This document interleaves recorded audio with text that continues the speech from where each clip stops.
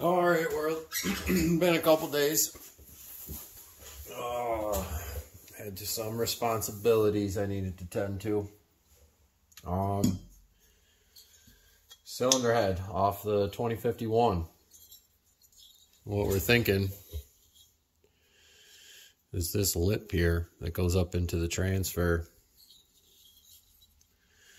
It's right above the bearing, right here. We're gonna go out on a whim, and I'm gonna chamfer that down and flow these ports. I guess you could call this case matching. This is more like a base block. The bottom end is over there. This holds your crank in, so I'm gonna call it the base block. Yeah, I ended up tearing the saw down. Got away from the camera for a few days. We're back at it. I'm gonna get this thing cleaned up real good. I wanted to do a little bit more work to it. All right, I think we got enough room to push that back just a touch.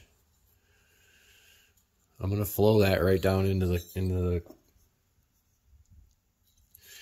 It lands over the top of this seat for the bearing, and I'm very tempted. I won't even say it, but I think what I might do is just round these off, flow this. All right, oh, sorry. I want to flow this, because there's a lip on all four sides. That one's actually sharp as a razor blade. Yeah, we're not doing port work to this. I'm flowing the saw.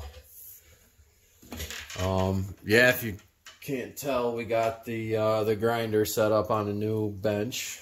I wanted it in front of the window. I get pretty good light over here, so the goal was light.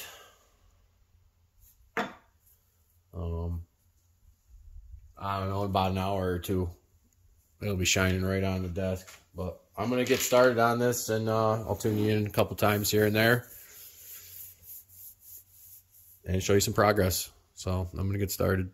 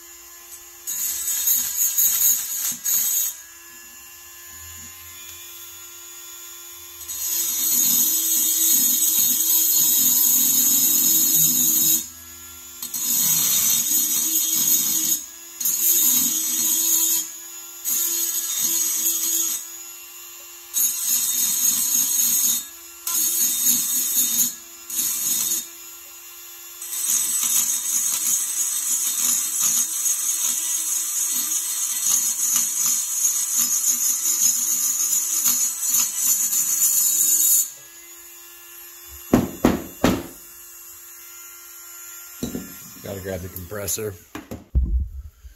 It just reaches. Guys, we got some warm weather. It's hot out right now. Whoop! Widdly bub. Perfect. Making a mess over here.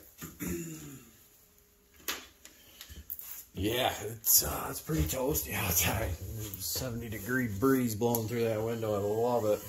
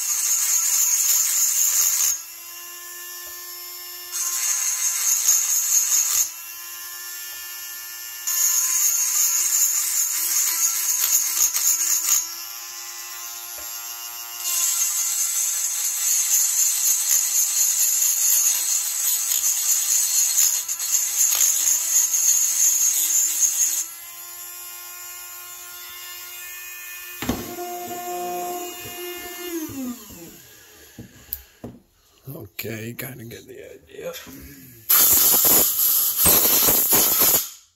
Sorry. Yeah, so you get the idea, right? And just getting these to flow a little bit better. Air pump, right? Smooth transitions.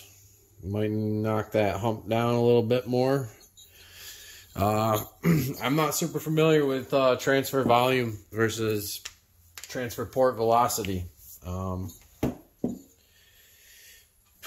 know somebody will tell you exactly how it works, but I guess my thoughts behind it are, you know, pack a lot of air in. Pack a lot of air in and squeeze it out of a tiny hole. I don't know any scientific terms for what I'm trying to come up with, but I guess the garden hose with your thumb. I know you only get so much on your intake. Yeah, I don't know. We're playing around. We're seeing what happens. I know that on my 372, when I opened that transfer bottom up, the saw reacted in a way that I like. So yeah, I'm gonna pause you guys and keep going on this other side. We'll do a little bit on this case block, lower block, whatever, and get everything cleaned up, and maybe we'll get an assembly on this video. All right, got them opened up. Now, I'm just going to touch these bridges here and just put a rounded edge on them. That is where the transfers line up. So, airflow, baby. I'll get you a minute of grinding on this.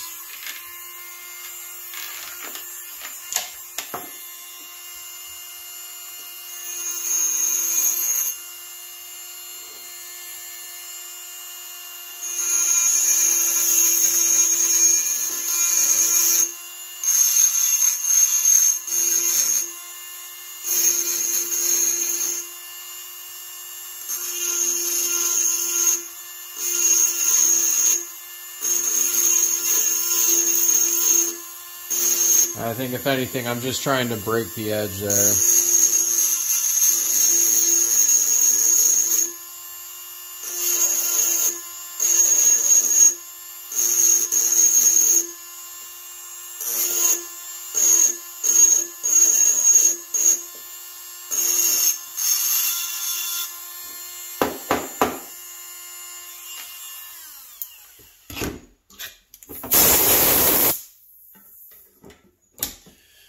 Yeah, so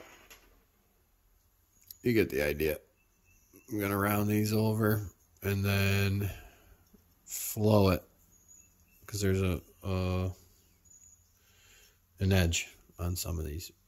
See right there. So yeah, I'm going to flow this into the cylinder. I'm going to cut you guys. So, like I said, I'm just trying to flow this. Rounded that off nice. No more sharp angles. And it matches up. Oh, where am I?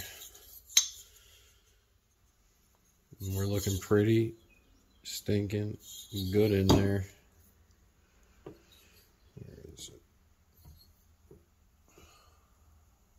All right. Yeah.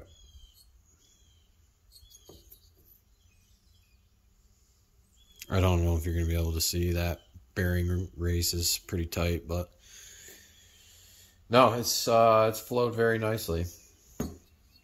So I'm happy with that. It looks good. I think what I'm going to do is flatten these corners out. Just taper them out. is the way this base is kind of, they open like right here, and I want it to flow up and in, not hit a wall and then jot over and go up. So yeah, just gonna keep chipping away. All right, so I'm not done smoothing things out, but I went a little wild. I opened them right up. Where am I? Don't know how good of a view this is, but you see my line. I'm dragging my fingernail. It's pretty smooth right there. That was the goal. Yep, right there. It's out the window. Trenching and casing, or flowing my cases, basically. I'm just working on better airflow. Saw's got plenty of compression, and it revs at 14.8. So I'm, just looking for little ways to improve here and there. I figured flowing these cases might help. Oh, that's what we're gonna find out. So I got her tore apart. Steady gains, steady gains. So yeah, I'm gonna get these cleaned up, put the finishing touch on them, and I think we'll go ahead and get the saw assembled. Put a little bit of that on this video. All right, so got everything cleaned up, chamfered, sanded. It's all nice and smooth.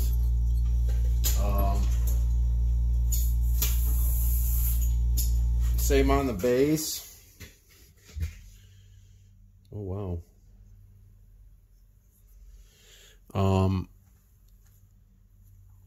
Everything's smoothed and rounded. We're going for flow here. And like I just showed,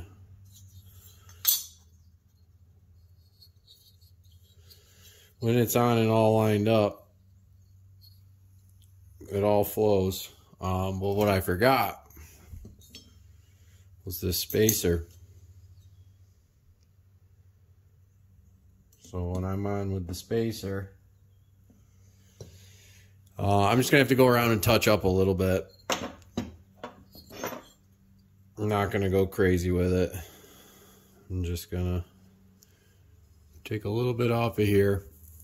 I'll mark it, and yeah, I'm taking very little off, so I'll get back with that.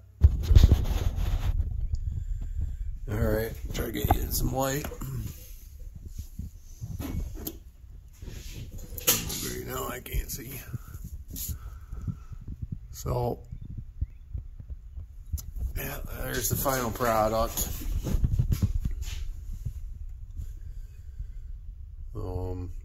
It's pretty smooth. That little spacer kind of threw me off a little. Yeah, she's trenched. So I am probably not going to assemble today.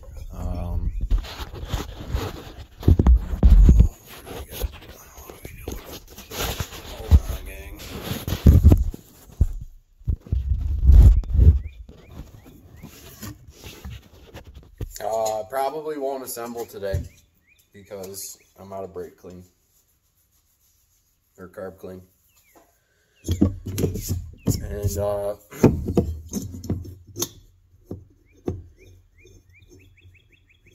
I was unable to. I washed it down with dish soap, but I could still feel oil and stuff in the intake, and I'm not going to leave any contaminants in there.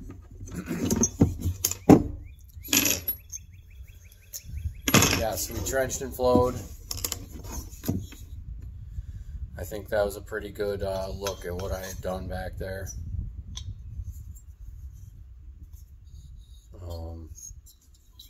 mainly it's just the up around this bearing race. Excuse me.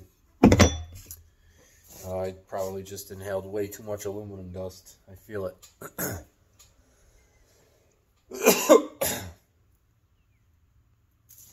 Yeah. So I think that's probably gonna sum up the majority of this video. Some good news on the tree work. I do apologize, guys, for hyping up a job and then blowing it with the camera. Same gentleman had me look at 2 maples. He decided he wanted to keep them, but he does have quite a few other trees on his property, and a few other properties that on the phone with him the other day, he wanted to discuss some selective logging. So we might get a chance to get out in the woods here for a few days and drag some big hardwoods out. Fingers crossed, saying prayers. So yeah, I hope we can go forward with that. He's a good guy.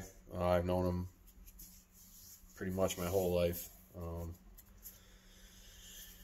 He let me tear it up in high school at his house. I guess he let a whole bunch of us tear it up at his house. His stepson is a really good friend of mine. So, yeah, he's a good guy. He's got a lot of property. He's not as mobile as he used to be, and he's into this kind of stuff. So he's got some tractors on his property. I think he wants to get his hands dirty. But, no, we'll see. We'll see where it all goes. Other than that, I took a few days off from working on saws. I had some family in town. All my family was in town, so got to spend some time with them. Took a break from everything, and yeah, we'll get back down here. I might run into town and grab some brake or carb clean, so I can finish cleaning this up and get it assembled. I'm curious. That's as far as I've gone with the transfers and the case matching. I don't know. It's weird. It's one of those things where, I feel like you don't see huge gains. It's not like putting on a pipe, but I feel like all the little things improve. I'm sure you've heard a bunch of people say it before. They're air pumps, and the more efficiently they move air, the more fuel they pump. So, oh wow, the mosquitoes just came out. Holy cow. Yeah, the more efficiently they pump air, the more efficiently they pump fuel, and the more fuel and the more air, the more power. So, like I said, we're not seeing like 1 horsepower gains off of any of this stuff. But it's not, to me, it's not just about horsepower. I like a smooth, crisp, oh, he got me. Smooth, crisp saw. Then that's what I'm shooting for, with, the dimpling of the pistons, the dimpling of the cylinder. It's not so much massive horsepower gains I'm after as it is, just looking for an all-around good running saw that's high RPM in the cut, doesn't bog down when you dog in, consistent, snappy, responsive. And I'm tinkering with my production saws, so I'm kind of walking a fine line here.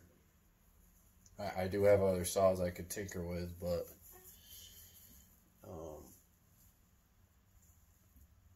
I have old saws. I got rid of anything newer that I had. And I don't want to dig into Kyle's saws. They're his saws. even, you know, with permission, if, you know, I don't want to mess it up. I'd rather mess something of mine up and just deal with it than, you know, put one of his saws in a box because I let the burr get crazy in the cylinder and it walked all around and chattered it up. My hands are getting lighter. They're vibrating like crazy right now. Yeah, I'm getting a lot better with I don't know, this little burr is my go-to. This is it just works the best for me. It's a finer tooth and it's single cut. I got that's a single cut, but this thing, I don't have a lot of control with it. It's not a delicate piece. It takes material. And when I was, oh my gosh, when I was trying to get, oh man.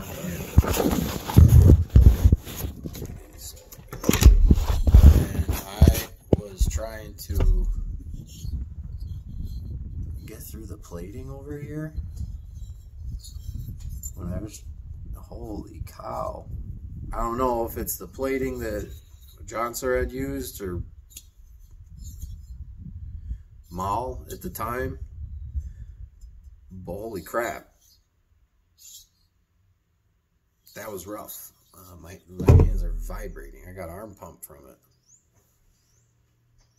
Yeah, that plating did not want to come off. I was forced to get under it and chip it off with this big burr.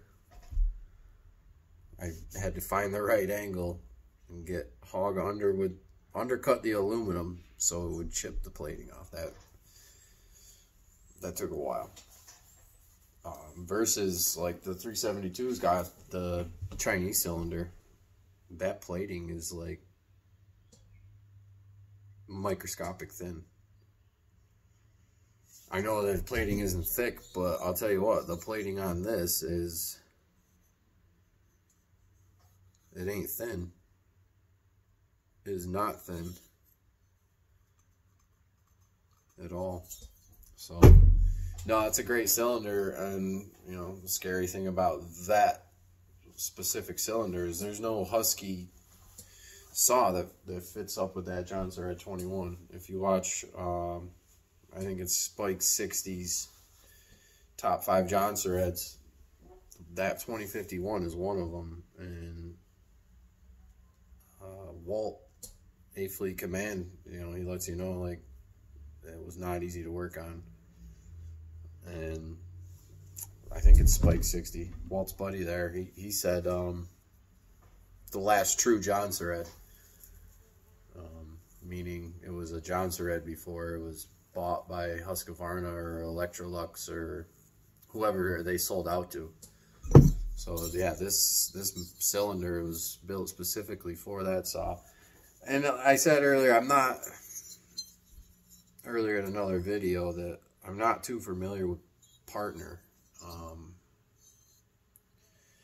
But some of the things I've read says that the Partner 5000 or the 5000 Plus was what this saw was based off of. Don't quote me. Something along those lines, vice versa, one or the other. So I might have options, but they're old saws, and when guys find them, they buy them. There's one of these 2051s sitting about 3.5 hours away from my house, and I'm extremely tempted to go buy it.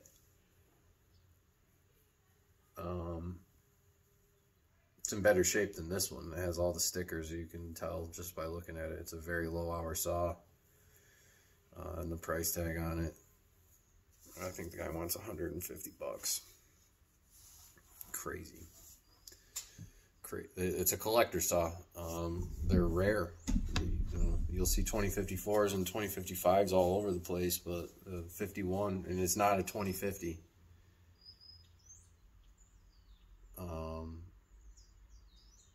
That's a totally different saw.